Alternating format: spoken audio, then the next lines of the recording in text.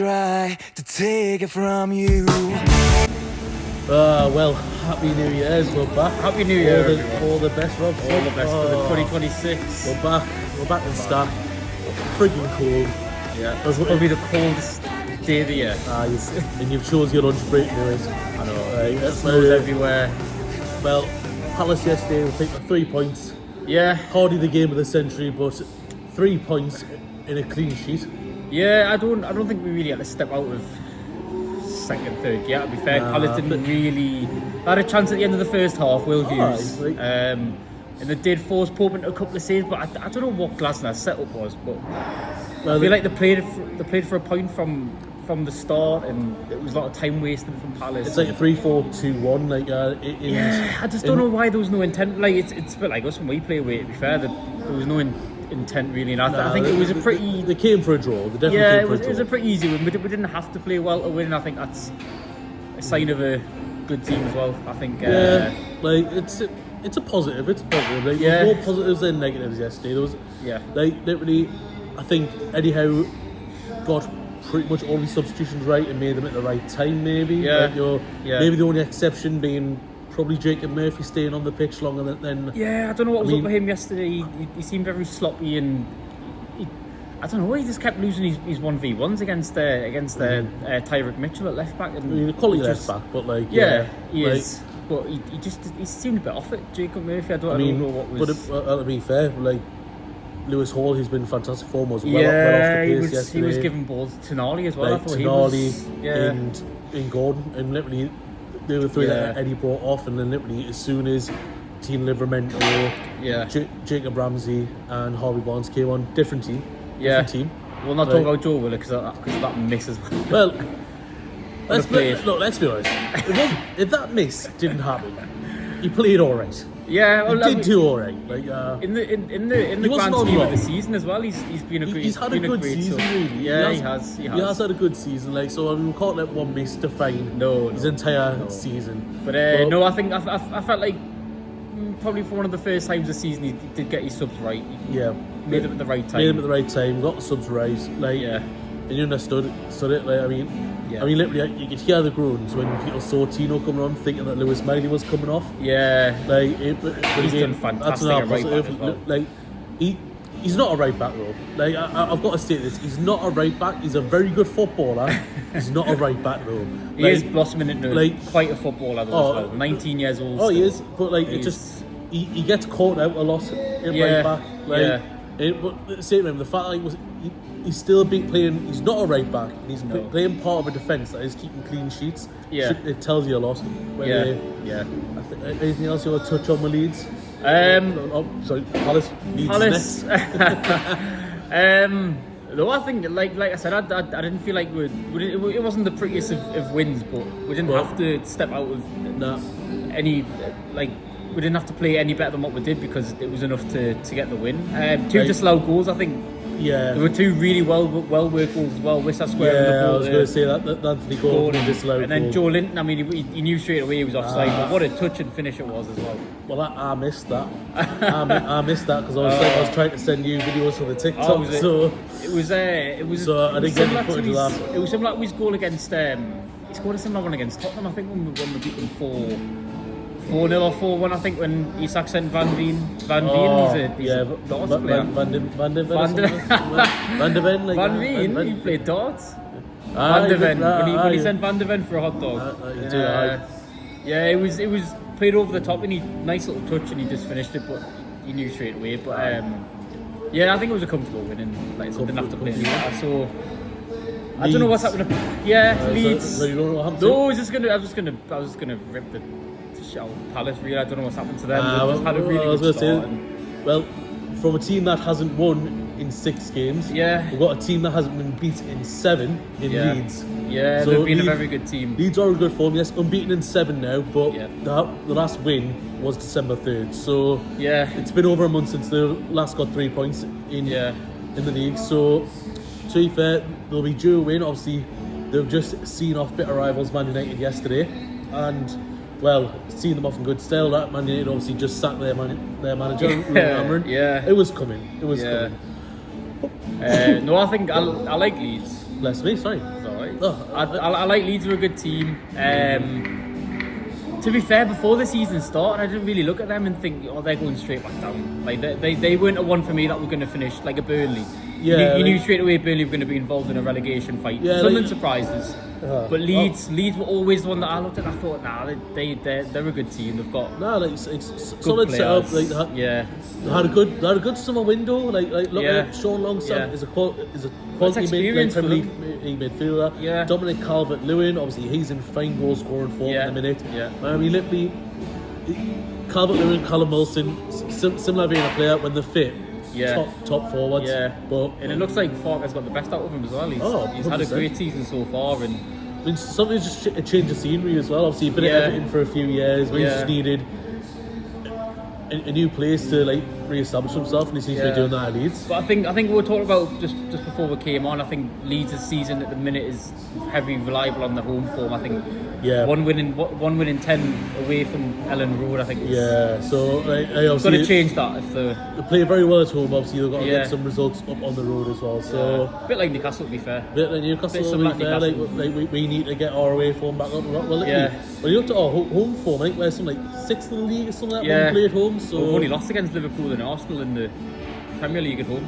I think. I mean, might be wrong. No. I mean, if either way, they're not exactly sides that you'd be too upset about losing to. Let's be honest. No. But no. I think if we're set up with a similar team, I think.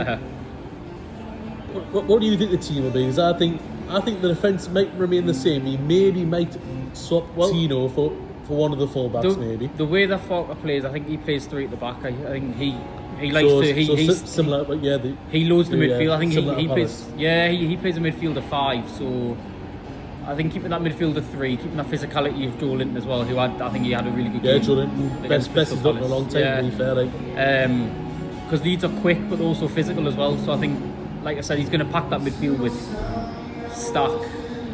Longstaff, has he been playing? Longstaff was on the bench yesterday. Yeah. No, Anton Stack plays in midfield. He does like to pack that midfield for us. So I think keeping that physical midfield 3. I'm not much about Tonali though, but you've got to play him because he is a great player. He is the one. I'll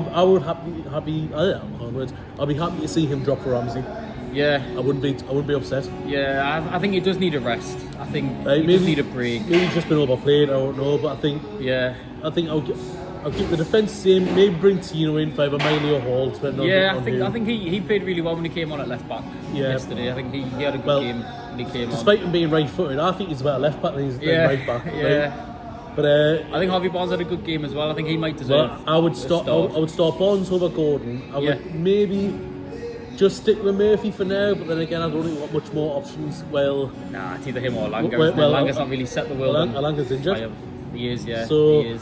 So I mean, we don't really have any options there unless you're going to shoehorn in a Barnes or a Gordon. Who went right mid yesterday when Murphy went off? Was it Willock? Ramsey? Must have been Willock or Ramsey, like.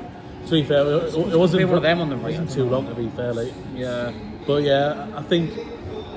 I mean, you can start Visser or Baltamara. I think it doesn't really matter who. Like, I think we look better with Visser because that's just the formation we'll play. But I like the runs. It's hard because they both come with their own qualities. Like Baltamara holds up the ball well. He drops deep and brings other players into play. Whereas he's linking up with the midfield, but he's not. Yeah, but he's not bringing the ball forward. No, he doesn't. He doesn't progress the team forward. He just brings other players into the game. Whereas Wissa, making them dart and runs, it's an absolute. He gets him behind the defence. Yeah. Well, literally, yes, he was just offside. But literally, if he can make runs there and just time his runs right, I mean, literally, like especially if you link up, it doesn't matter who's on the left or the right. If you link up with the wingers like that, like. We're guaranteed you get goals. If you're a Bruno or a Tonali as well, it's exactly what you want to see when if you receive that ball from your centre back on the half turn. The first thing you want to see is your striker making those kind of runs to play the ball over the top or to thread a ball through. And it's exactly the runs that you want. Like, we haven't really had that consistently for quite a while. Like Callum Wilson was probably the last attacker that did that. Now, I mean, like Isak wasn't really one for like. He was a bit similar to Baltamara, wasn't he? He did drop deep at times. Isak would drop deep, but he would go onto the left, which probably allowed over on the wing, which probably allowed Gordon to maybe get a lot of the goals that he did. But whereas like Baltamara, drops in, but then almost like a number 10 role. Almost like a number 10, but then literally the wingers then aren't coming in, and then the left and right centre mid aren't also drifting right to support what the wingers were. So yeah, I feel like there's a lot of doubling up on Baltimore when he gets the ball. There's always at least 2 defenders on. He's 6'92", so like literally there's always these 2 or 3 players. It's the first thing I'll be telling my centre backs, to be fair, to double like up. Literally just double up on him, because he keeps to hold the ball too long. Whereas Wissa's just pass and move. I like Wissa's. I like his unpredictability as well. I like the fact that as a centre back, you're not gonna know which way he's gonna go. Is he gonna dart left? Is he gonna go dart right? He'd be changing his runs every so often. I think he's unpredictable in a good way. And that's why he's the king of Africa. And that's why I think I would probably prefer him to start. To be fair, I want to see them both. I know, but it's just like. But then you've got to drop in midfield, haven't you? Yeah. Well, if you get injured, plus as well, I think it's very much likely in the rumour mill that we're going to be selling Muller Sula. Yeah. I'd say if one or both of them gets injured, Sula's not going anywhere. Yeah. So that makes it seems like we must have another striker lined up to come in. You'd like to think so. If you're getting rid of Sula, that must be the case. But you'd like to think so, because we'd be very thin in the striking department because we'll just be back to where we were last season with Isak and Wilson 2 years ago. But exactly, and having to shoot. That's why we signed Sula to be that third striker. So no disrespect to Will Sula, but he's not good enough for me. He's not good enough for me. Like, look, I respect what he does. He works hard. But at the end of the day, you've been brought in to score goals, and he's not scoring goals. Then you also have to look at it and think, why are teams like Frankfurt and Aston Villa, why are they after him? Like, what do they see in him? What do they see that we can't? I mean, unless it's a similar case of like a bit like Baltimore, that he's not an out-and-out striker. Maybe he could play more on the wing, but either way, like he doesn't score goals. Well, let's say he's not a number 9 striker. He wasn't getting opportunities as a striker as well. We've had injury crises. Like, he's hardly got an opportunity on the wing. So literally, he's not good enough. Like I said before, if we can get 25-30 million for him, then that is a cracking bit of business. Sign a replacement. Literally, get that 25-30 million and spend it straight away on Troy Parrott. Yeah. I keep banging on about Troy Parrott, but literally, he's having a good year. That guy, I think, is ready for the Premier League now. Yeah. Like, I mean, people are saying, he didn't do well on loan at the Championship. Well, Harry Kane didn't really do very well on loan at the Championship, but like, he's literally like Tottenham Hotspur's probably all-time top goal scorer. He's England's all-time top goal scorer, and he's just won a Bundesliga with Bayern Munich. Yeah, like, I don't think loan spells are anything to judge a player on, really, because you can't make an impact in a 6-month, 12-month loan, for example. Like, you can't make that much of an impact. Exactly. I don't think loan spells anything. And he's had a good season. It's great experience, but it doesn't define you. I mean, Christ, like, I know plenty of players that went on loan that haven't done the best, and then they've came back. And I mean, to be fair, look, he did have a good loan spell, but Sean Longstaff was on loan at League One Blackpool. Then he started playing in the Premier League. Yeah. Like under Rafa Benitez. So like, a loan spell can mean everything and it mean nothing. But like, literally, I think we just need to like I think as Newcastle fans, a lot will get very attached to very likeable players like Will Sula. He's very likeable off the pitch in terms of his social media posts. I can see that, but we need to look at what players do on the pitch, and he's not doing anything. No, he's not. So I mean, that's my little rant about Will Sula over. Like, but speaking of January as well, I think left back's got to be a priority. Absolutely. I think with their I forgot his first name. Was like Methylase from Toulouse. Yeah. He seems to be. Never seen him before, but like he seems to. He looks. I've seen some footage, not much. He looks decent. I mean, for what you expect from a 19-year-old centre back, stroke left back, you know. Yeah. Would he make the defence a bit more solid? Absolutely. I think it's just numbers as well. I've seen us think with Nathan Ake. Like, I'd be 100% behind that. Yeah. Only as a loan option though, I think. Like, I would be worried about his injury record and his age. I think we can't go replacing, because we already have an average age defence of about 34, 33 or whatever. Well, that's it. It just came like replacing Dan Burn, where it's slightly younger Dan Burn. Yeah. Like, I mean, but you can cover at left back and centre back, and then you've got Leaf Davis, I've seen someone. I'm being linked with him, but someone mentioned him. A lot of people in your C36 chat would like him. He's a Newcastle he's fan. Newcastle lad, and I think we mentioned it before. I think it was one of Leicester Ipswich's best players. Oh, definitely. Last season, him and Liam Delap were probably the two standouts. Yeah, so 100%. That's the thing as well. I think we were talking about left back, and I was saying like it doesn't have to be another Lewis Hall. No, it just needs to be someone who competent enough to step in if Lewis Hall gets injured or if that's it. Anything like that. You can compete and be the main guy, but even still, if you're happy, just right, I'll play the cup games. Yeah.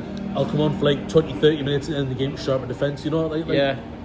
But like, I mean, if you look at everyone else's squad, I mean, Villa's covering left back is Lucas Digne, who he's not world class. He's not great, but he's a competent enough cover in case one of their full backs gets injured. He can play right back and left back as well.